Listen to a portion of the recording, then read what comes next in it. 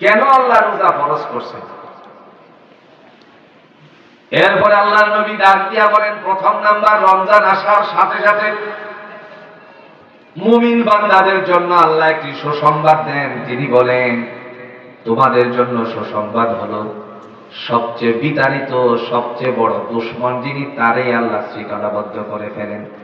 তিনি বলেন, সুফিনাতুশ শায়াতিন, শয়তানকে আমি রমজান মাসে শিকল দিয়ে আটকিয়ে ফেলি। সুবহানাল্লাহ। সারাদিন রোজা রাখার পর সন্ধ্যা আসার পূর্ব মুহূর্ত পর্যন্ত বান্দার আর ক্ষুধা লাগে না, ক্ষুধার কথা মনে থাকে না, শুধুমাত্র একটা কারণে, শয়তান রে জুড়ে বলুন তো বান্ধে দিছেন কে? আল্লাহ বলেন, আমার নবী ঘোষণা দিয়েছেন শৃঙ্খলাবদ্ধ করার জন্য, আমি শয়তান রে শৃঙ্খলাবদ্ধ করে ফেলি। যারই কারণে সকাল থেকে সন্ধ্যা পর্যন্ত রোজা রাখতে গিয়ে মুমিন মুসলমানের বিন্দু পরিমাণ কষ্ট হয় না। একেবারে গরিব মানুষ, কিন্তু ইমানদার, খুব শক্ত ইমান, ধাক্কা দিলে ইমান লড়ে যাবে না, লোভে পড়ে ইমান নষ্ট হবে না, এরকম একজন গরিব মানুষ রোজা রাখছে। ইফতারের 10 মিনিট আগে নিয়ে যদি কেউ বলে আপনারে 5,000 টাকা দিয়ে দিব রোজাটা ভেঙে ফেললে, বলুন তো সে কোনোদিন কি রোজাটা ভাঙবে নাকি? ভাঙবে না। তার কারণ একটাই, আল্লাহ যে ডাক দিয়েছে ইমানদারদেরকে, ইমানদারেরা শোনো, তোমাদের উপরে আমি রোজাকে ফরজ করে দিয়েছি। সুবহান। আর রোজা যেন নষ্ট না করতে পারে শয়তানরা আল্লাহ শিকল দিয়ে বাঁধে। শয়তান আমাদের প্রকাশ্য শত্রু। আদম আলাইহিস সালামকে আল্লাহ এই শয়তানকে বলছিল আল্লাহ পাক সিজদা করার কথা, কিন্তু আদমকে সিজদা করলেন না। আদি পিতাকে সিজদা না করার কারণে আল্লাহ তাকে জান্নাত থেকে বহিষ্কার করে দিয়েছেন। দলিল আছে। আল্লাহ জিজ্ঞেস করছেন, قال يا إبليس ما منعك أن تسجد لما خلقت بيدي أستكبرت أم كنت من العالين।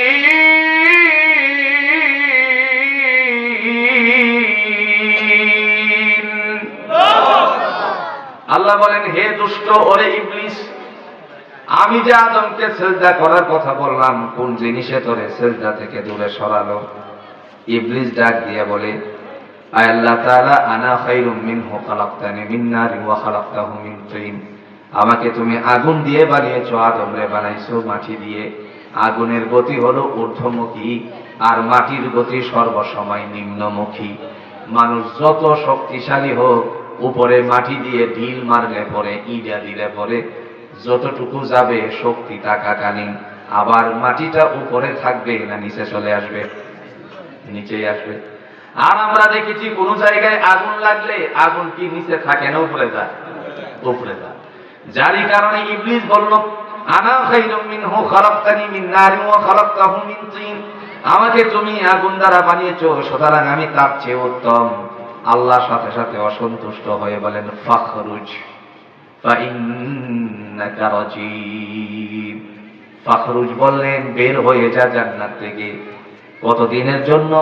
আল্লাহ বললেন, কিয়ামতের পূর্ব মুহূর্ত পর্যন্ত তোর গলার মধ্যে লানতের তখ্তটা ঝুলাইয়া দিলাম। এই সন্তান মুমিনের বন্ধু না শত্রু? জোরে কোন? শত্রু।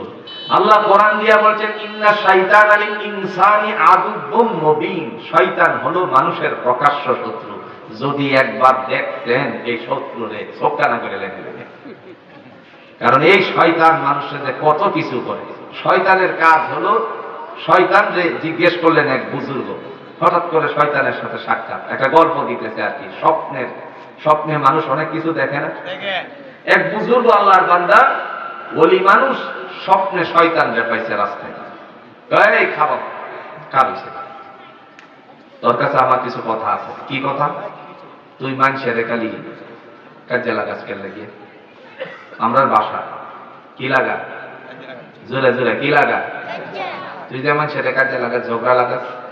শয়তান তো, আমি আল্লাহর শপথ করে বলি, আল্লাহরে হাজির নাজির মান্য বলি, আমি মানুষরে ঝগড়া লাগাই না, আমি শুধু একটু মিষ্টি লাগাই দিই। কি লাগাই দেয়? আর একটু জোরে করি না, কি লাগাই দেয়?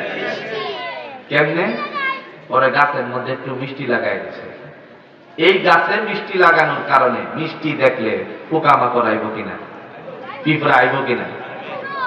এই পিঁপড়া যখন আসছে, এখন আরেকটা প্রাণীর খাবার আমাদের ঘরের মধ্যে থাকে, লেঙ্গুরটা একটু লম্বা, চিকন, ছোট মোটো, এটা যেন কি নাম? টিকটিকি।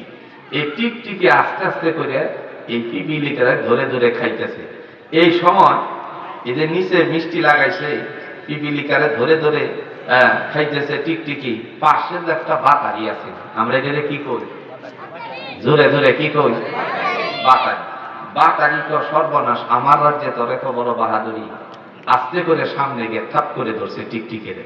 এখন বাতারিরে যখন টিকটিকি ধরছে, কাছে আসিল আরেক বিড়াল কাট করে, এই কই আমার রাজ্যে তোর অত বড় বাহাদুরি। কথা বুঝছি না? মানে বিড়াল লেগে কেমন বাতারিরে ধরতো না? জোরে জোরে ধরতো না? বিড়াল যখন কাট করে যাইতেছে বাতারিরে ধরতো, এই মুহূর্তে পাশের বাড়ির একটা কুকুর আছিল, কুকুর কো আমার এরিয়ায় তুই বুঝি মাত গরিগিরি করতে তোর উপায় আছে? এমনি বিড়াল রে দেওয়াইছে কুকুরে দৌড়।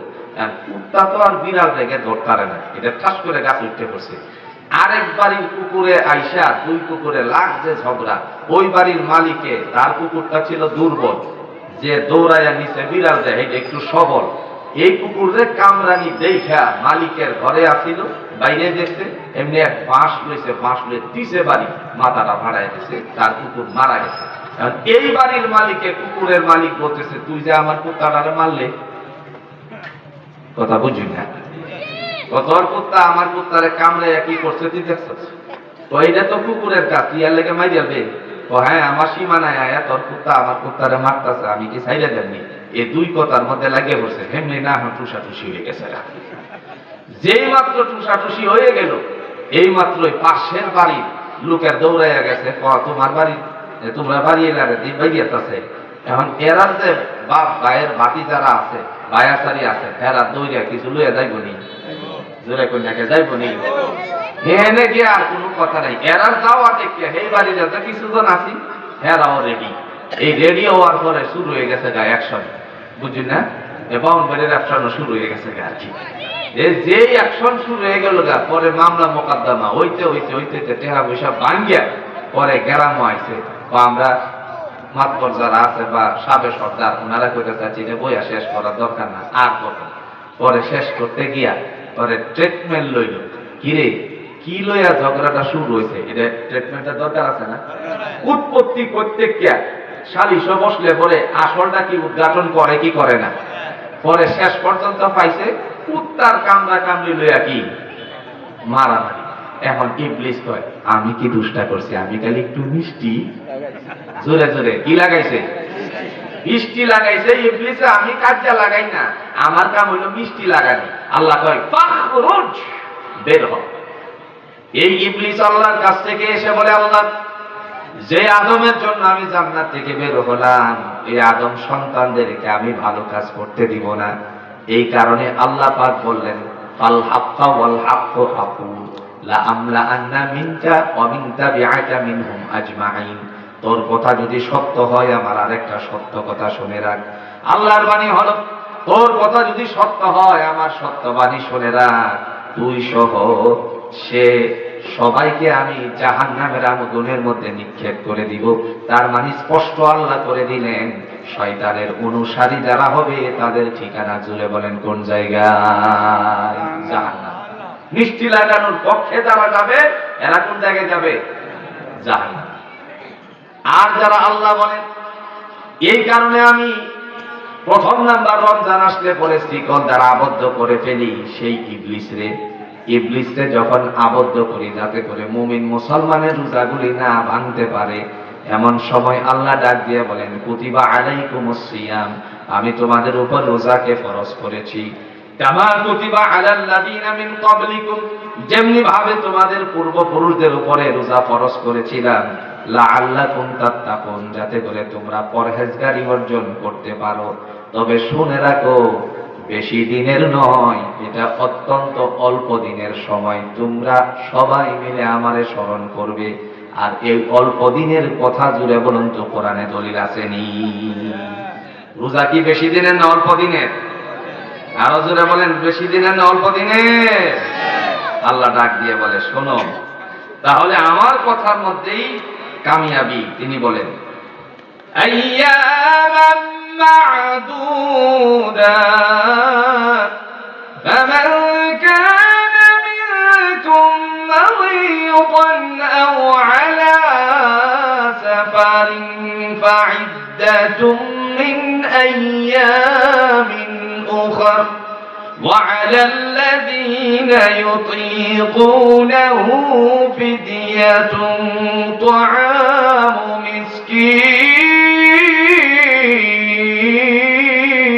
مسكين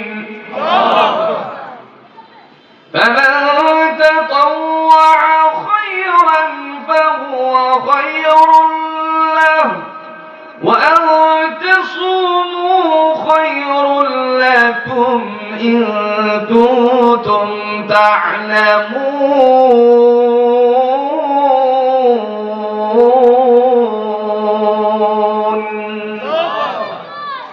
আল্লাহ বলেন, গণনার কয়দিন? হয়তো 29 নয়তো 30। কে কইতেছে? আল্লাহ। গণনার কয়টা দিন তোমরা এই কাজটা করবা, রোজাটি রাখবা।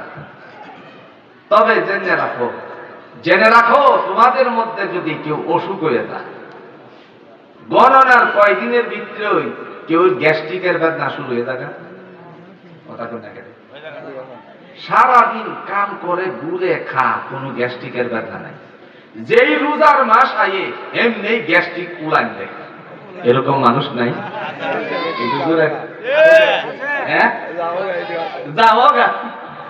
গ্যাস্ট্রিক উড়ান দেয়, কি গো রোজাটা রাখছেন না?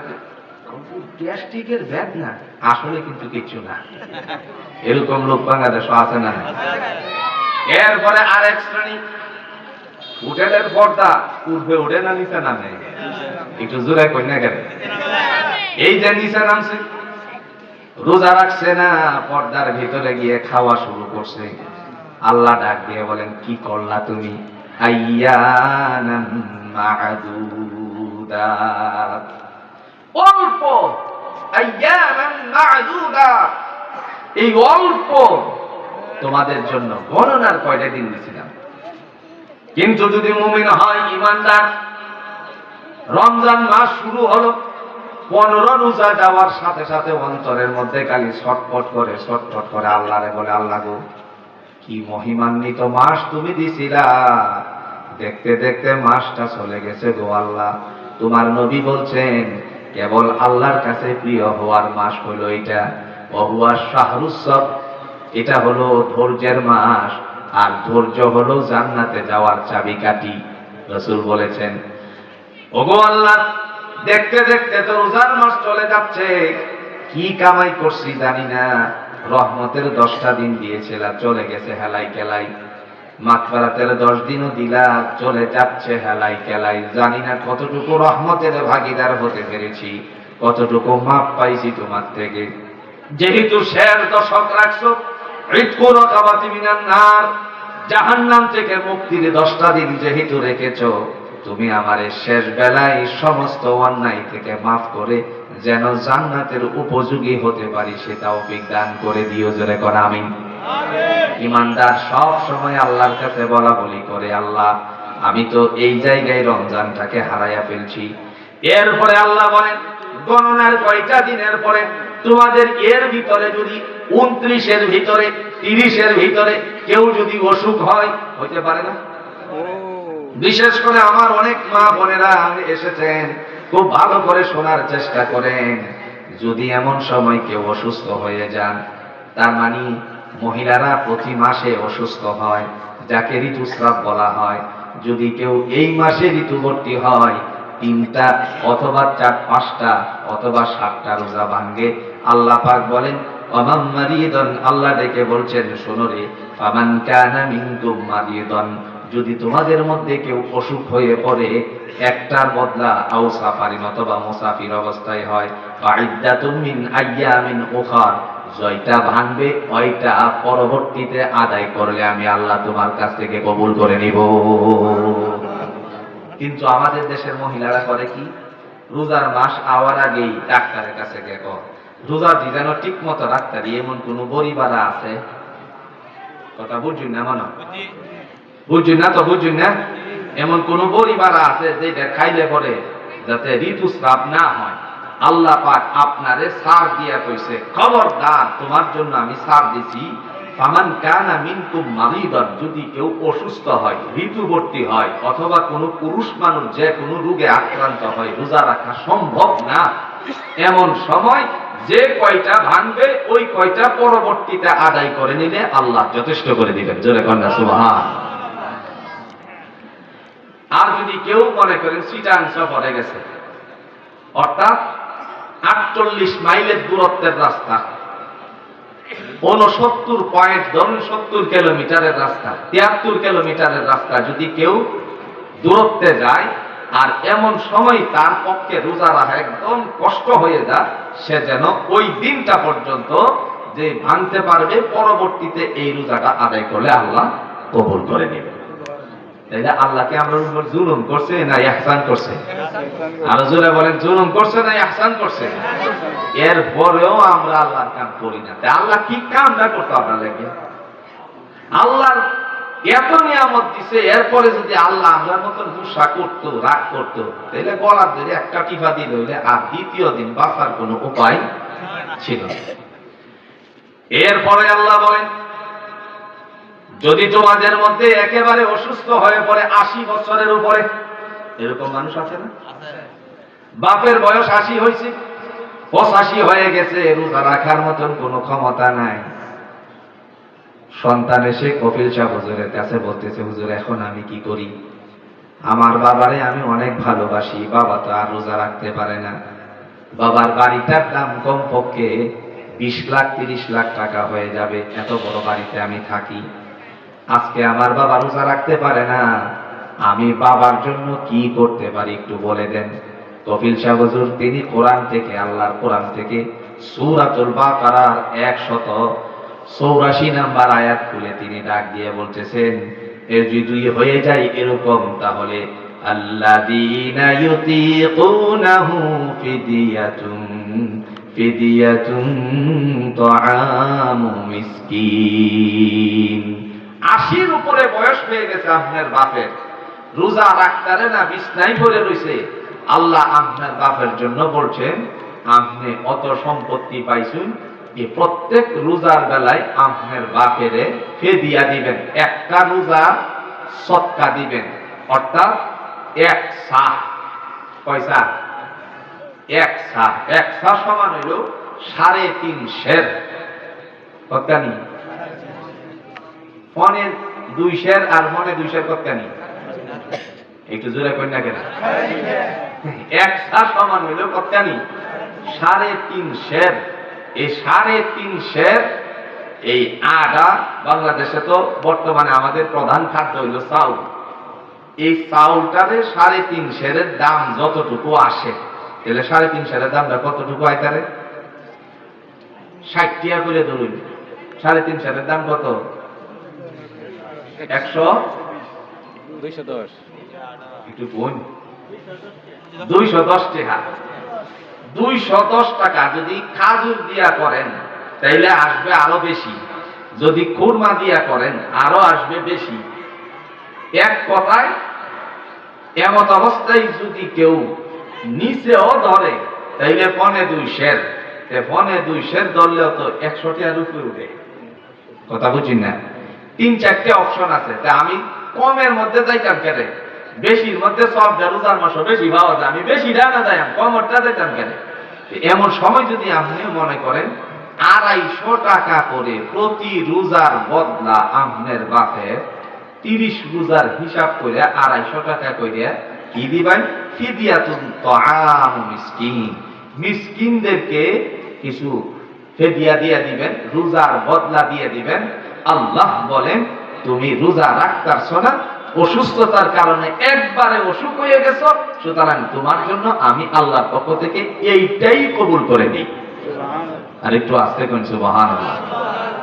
রোজা রাখতে পারে নাই, ফিদিয়া দিছে, এমত অবস্থায় আল্লাহ সুবহানাহু ওয়া তাআলার পক্ষ থেকে তার বান্দার জন্য এটাকে ফিদিয়াকে কবুল করেন। পারবো না ইনশাআল্লাহ? কথা কোন নাকে পারবো না ইনশাআল্লাহ? তবে কারে দিবেন? মিসকিন একেবারে যিনি হচ্ছেন হতদরিদ্র এরকম দিতে।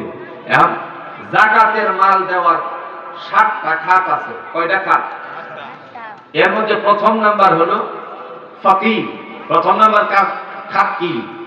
ফকির। এখন যদি কই সব বানাস ফকির, যে তো আমরা তো ফকির বংশ আছে, তাহলে ফকির বংশের ইলানে দেয়াল লিখতে না পাই যাবে, এইসব মানুষ ফকির বংশের লোক পায় গেছে। এই ফকির কি এই ফকির কইছে নাকি একেবারে রাসূলুল্লাহ বলেন যে খাবার মুখে দেওয়ার মতন খাবার নাই, কিন্তু মানুষের সামনে যাওয়ার পর সে ফুডের মধ্যে তেল লাগায় দেয়, লোকে যাতে না বুঝে সে খায় নাই, এদেরকে খুঁজা তুমি যাকাতটুকু আদায় করো। জোরে কন্যা সুবহানাল্লাহ। এখন আমরা কি করি? যাকাত আদায় করবো তো দূরের কথা, আগে লাইন ধরাই। আগে কি ধরাই? লাইন ধরাই। যাকাত আছে 5 লাখ, 1 লাখ টাকার কাপড় দিয়া শেষ। এরকম আসেনি? মাশাআল্লাহ। কাপড় এমন কাপড়ই আছে, গামছাও আছে বালা, এরকম আসেনি? তবে যাই দিবেন আর না দিবেন, যাকাত কেবলমাত্র টাকাই দিতে হবে। কাপড় টাপড় যা আছে এইগুলো দিয়া ইসলামে কোরআনের কোন জায়গায় এইভাবে উল্লেখ করেন নাই। তিনি বলছেন যাকাতের মাল, যাকাতের টাকা তুমি মিসকিনদের হাতে, ফকিরদের হাতে, মুসাফির যিনি রাস্তার খরচ বহন করার মতন পয়সা নাই, আবার তার বিকাশও নাই, আনারও কোনো সুযোগ নাই, এমন জায়গায় পড়ছে, তারেও কিছু দিতে পারবা। আবার যারা যে সমস্ত মানুষেরা মুআল্লাফাতিল কুলুব, যে সমস্ত মানুষেরা আছে এরকম যাকাতের মাল উসুল করে, এদেরকে দিতে পারবা। এই সমস্ত 7টা খাত আছে। কিন্তু সর্বোপরি কথা হইল খাতবিহীন জায়গায় যদি, নির্ধারিত জায়গা ছাড়া যদি কেউ যাকাত আদায় করে, তাইলে মোটামুটি ভাবে তার যাকাত আদায় হবে না। আজকে আমরা কি শিখলাম? আল্লাহ বলেন যদি তোমাদের মধ্যে কেউ অসুস্থ হয়ে যা, তাহলে সে রোজা ভাঙতে পারবে, যে কয়টা ভাঙবে পরবর্তীতে এই কয়টা আদায় করে নিলেই যথেষ্ট হয়ে যাবে। ঋতুবর্তী হয় 3 দিন, 3টা পরে আদায় করবেন আমার মা বোনেরা। 5টা আদায় করবেন পরে। যদি 7টা ভাঙে 7টা আদায় করবেন পরে।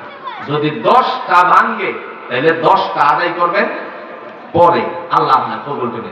11 নাম্বার থেকে আপনার ভাঙ্গার কোনো সুযোগ নেই। আপনি বলতে পারেন 11 নাম্বার 11 দিনের দিন দিয়ে আমার একটু দেহা দিয়েছে, আপনারা না বুঝতে পারেন, আমার মা বোনেরা কিন্তু দেহা দিয়েছে যে কথাটা বুঝেছে, কথাটা বুঝি না।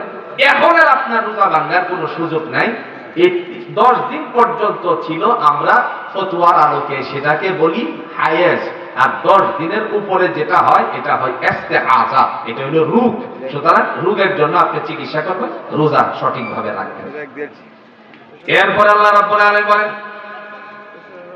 বান্দারে আল্লাযীনা ইউতীকুনাহু ফিদিয়াতুন তাআমু মিসকিন। রোজা না রাখতে পারলে ফিদিয়া দিবা। এটা ঘোষণাটা কার? এটা হইল রোজার ফজিলত। 4 নাম্বার ফজিলত হলো আল্লাহ বলেন রমজান মাসে তোমরা বেশি বেশি করে কোরআন পড়বা। তার কারণ শাহরুল রমাদান আল্লাযী উনজিলা ফীহিল কুরআন, আমি আল্লাহ তোমাদের জন্য রমজান মাসেই কোরআন নাযিল করছি। সুবহানাল্লাহ। আর একটু আস্তে করে সুবহানাল্লাহ। আমার অনেক বোনেরা আসছেন, মায়েরা আসছেন, রমজান মাসে কোরআন পড়বেন, তবে একবারে রমজানের বাইরে যে পড়বেন না তা না। দৈনিক যদি খাওন আমরা লাগে, তাইলে রোজার পরে 11 মাস কি কাউন লাগে না? এই কোরআনও তো আমাদের কাছ থেকে কিছু হক চায়, কিছু খাবার চায়, কিছু দায়িত্ব চায়। বান্দা যেন দায়িত্ব আদায় করে। আল্লাহ পাক আমাদের সবাইকে এই দায়িত্বের উপর আমল করার তৌফিক দান করুন। সকলে বলুন আমিন।